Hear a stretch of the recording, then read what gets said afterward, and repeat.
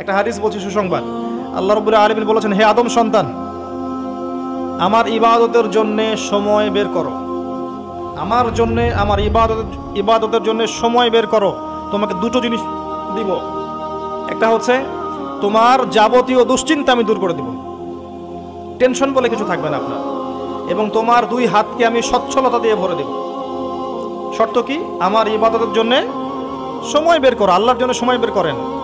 আর যদি তুমি এটা না করো, তাহলে তোমার দুই হাতকে আমি ব্যস্ততা দিয়ে ভরে দিব।